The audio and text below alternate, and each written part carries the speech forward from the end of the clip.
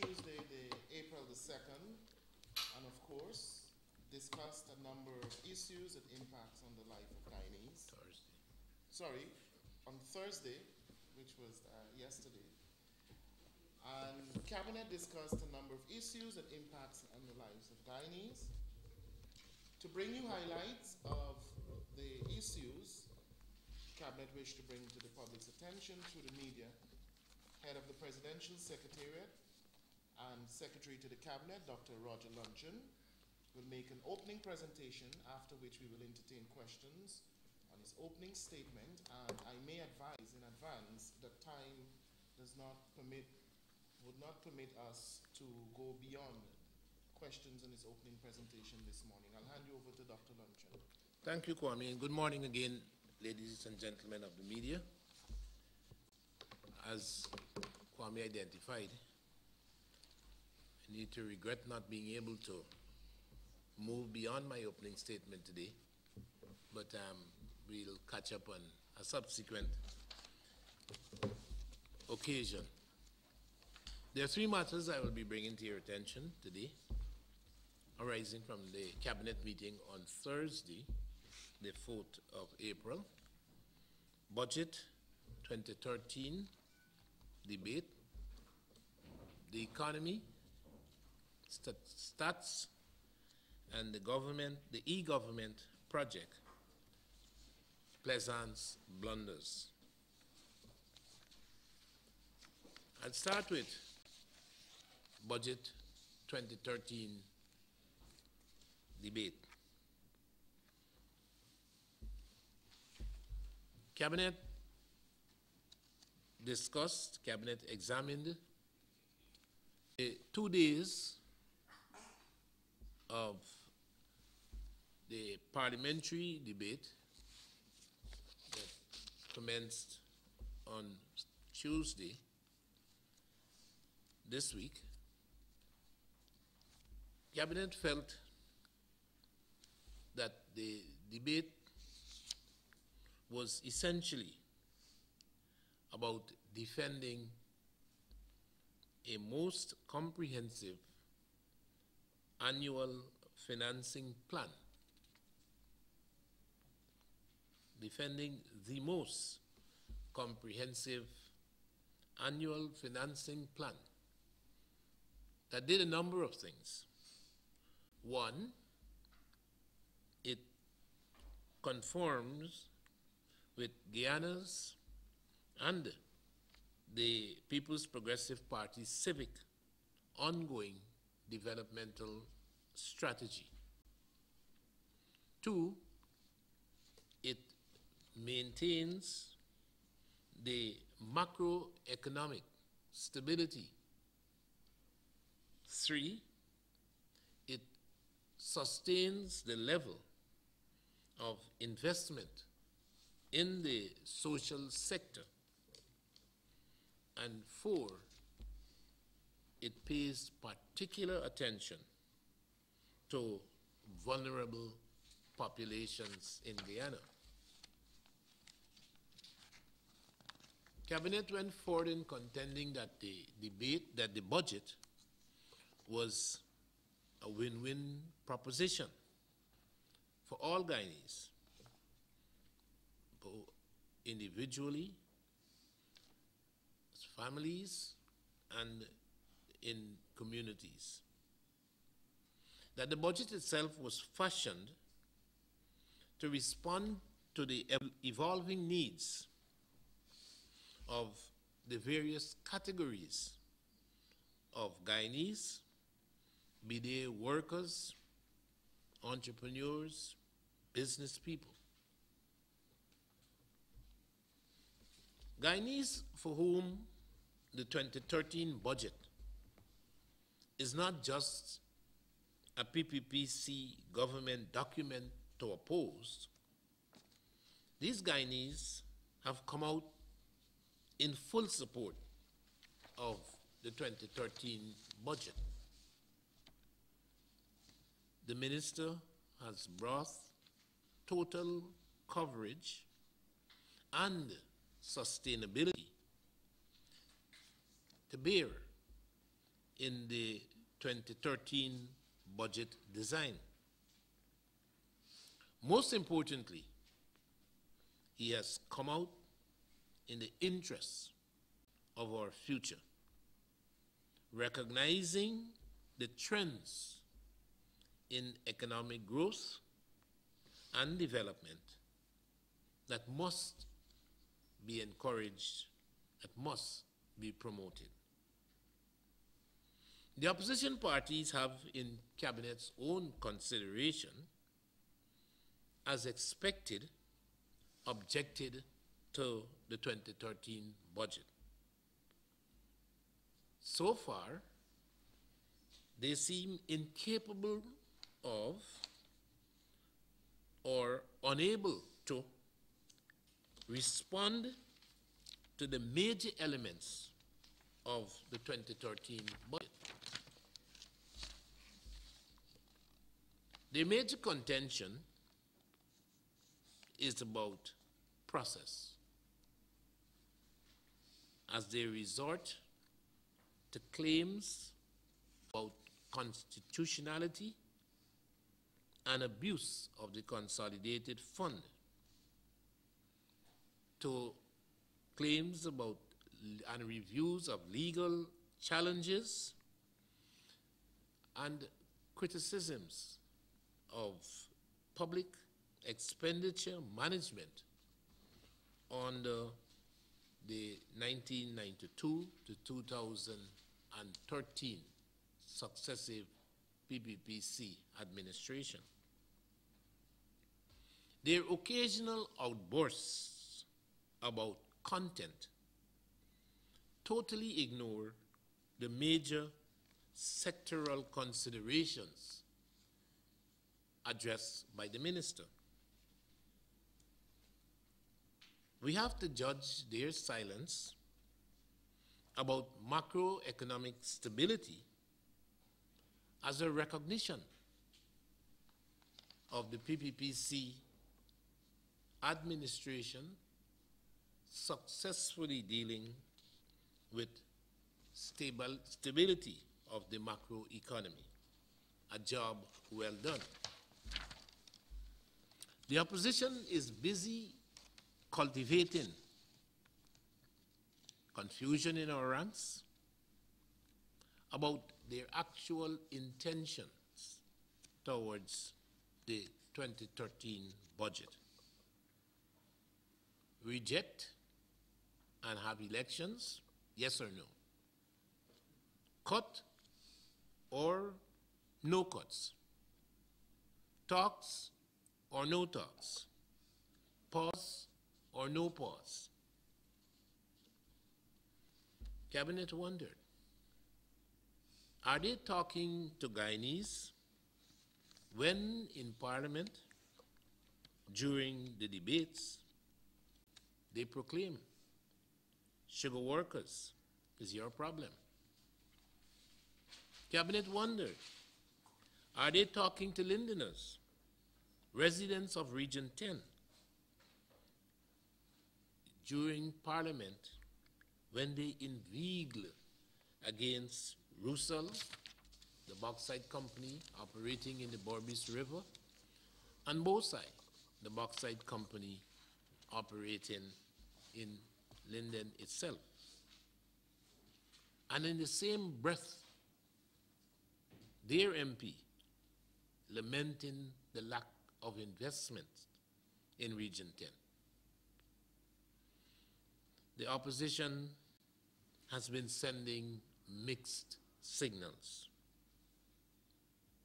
Backbenchers from the opposition pontificate, and the front benchers sublimate.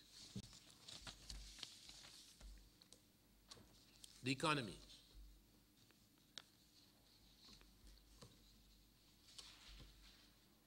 Macroeconomic stability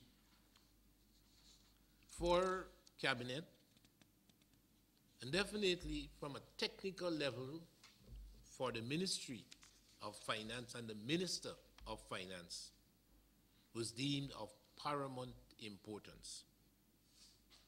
It goes without saying that macroeconomic instability wreaks its major havoc on the poor, the powerless, and the vulnerable. The successive PPPC administration from 1992 to 2013, by their very actions and the results of those actions, point clearly to an acceptance of that dogma. The macro economy counts. In his presentation of the 2013 budget,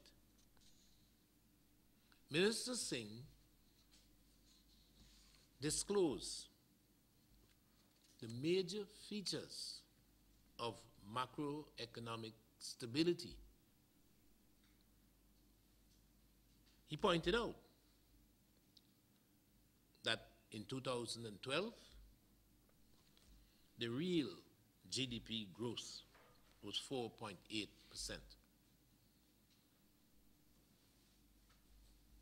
This was done without any significant comparison with our colleagues, our sister CARICOM countries, and their growth over the very same period of time.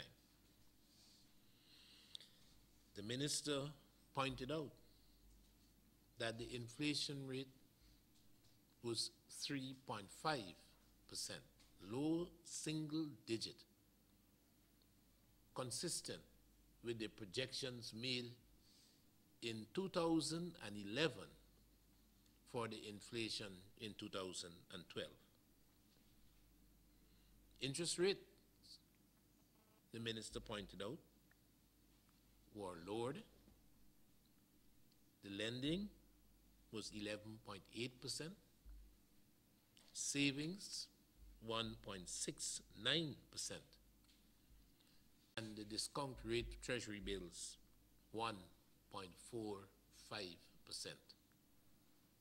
Tumbling rates, interest rates, as a prime indicator of macroeconomic stability. The exchange rate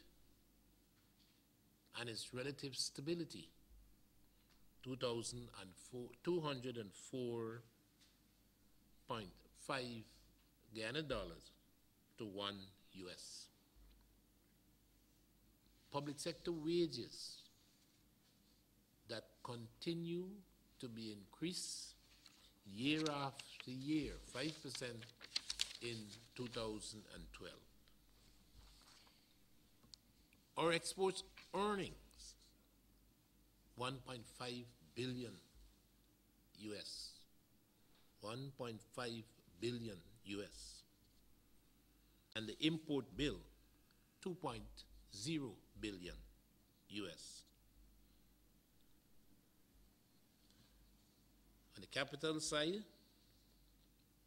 our accounts was in surplus, 428.5 million US dollars.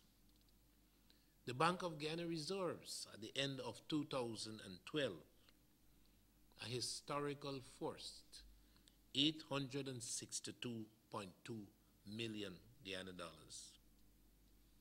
And private sector credit, money turning the wheels, 161.5 billion Ghana dollars.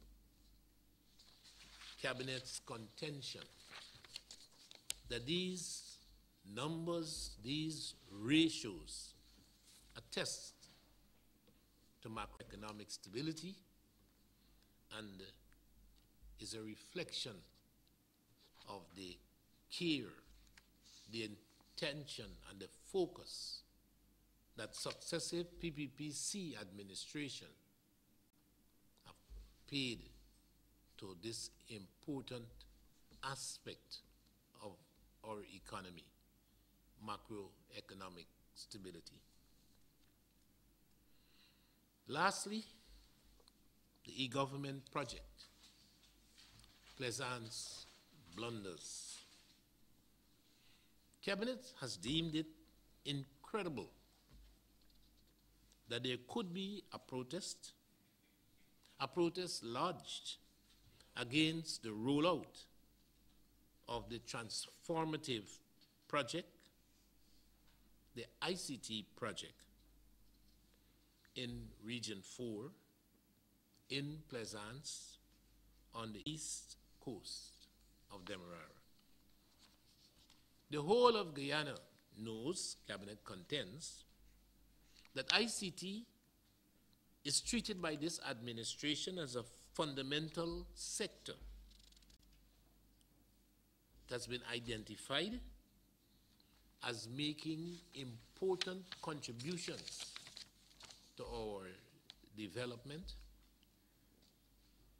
and the budget this year in 2013 makes this evident with a $4 billion allocation for ICT. This ICT project, this e-government project, sees Guyanese being provided with connectivity through the existing networks, and also the more recent Government of Guyana design, using the cable from Brazil, passing through Linden and ending in Castellani House lawns in Georgetown. A coastal component would link Molson Creek with, in Region 6 in the east, with Charity in Region 2 in the west. 55 towers would be erected, constructed in Regions 2, 3, 4, 5, 6, 9, and 10. And they would provide for the coastal backbone needed for Guyanese to enjoy that connectivity. The rollout for this ICT project began in Region 4. The first tower would have been erected in Plaisance on the east coast of Demerara. The e-government team, as with all of the sites identified for the construction of the 55 towers, contacted the responsible agencies, the heads, outlined the activity surrounding tower construction, secured their support, and ultimately their approval. Plaisance was no different. The NDC chairman has in his possession the relevant eGov correspondence. And we have been advised that at successive statutory meetings of the NDC in February and in March, information was provided to councillors and therefore to the community. What then were the protesters protesting? The real issue, as far as Cabinet is concerned, is the implications and the impact of this terrible, misguided action. cabinet is formed, we will not allow the rollout to be affected. The EGOV project team and government functionaries, they will, as expected, work to resolve this matter. Government will not allow this project to be hijacked and to be treated so irresponsibly. Ladies and gentlemen, those are the matters I wanted to bring to your attention from our cabinet meeting. Again, I regret not being able to offer the usual excursion into topical matters other than my opening presentation. And I do undertake to remedy that situation at some subsequent press briefing. Thank you very much. Dr. Luncheon, can you say if an alternative location has been identified for the construction of the e-governance tower? I did say in my opening statement that the EGOV project team and government functionaries would be seeking to resolve this matter. I hesitate, but I can't believe I did or I could contemplate having another site identified as resolving the matter. Our intention in having the matter resolved is to having the matter resolved as planned. Yes, yeah, Rodney? Just on the Pleasance issue, Dr. Luncheon. On the what issue? Pleasant, the same issue. Oh, sorry. The e-governance team, their correspondence, is it with the IMC and those protesting, would they have been with the old NDC council, which is maybe a clash between the IMC and the council, who exactly was the e-governance? But I couldn't, these are nuances. It's good to have the media so attentive to these changes. I am unable to discern, to advise whether the information was given to the elected council or to the appointed IMC. But I know it was given to the responsible authority. Yes, any other question? Still on the issue, Dr. Luncheon, the protesters have made it clear that they're going to continue protesting and they're going to prevent any further construction. How does the government intend to deal with that situation? That is what I was making reference to when Cabinet had identified efforts that would be made by the project team and by other government functionaries to resolve this matter. I don't believe that you have grasped Cabinet's bewilderness. What exactly are they protesting? What exactly are they protesting? The construction is taking place in a play field. In the northwestern corner of a play field, for which, as I pointed out, the responsible authorities have already been consulted, brought into the picture, have given their support, and have provided their approval. I don't believe we could put it out in the sky. It got to be somewhere. Anyone else? Anyone else?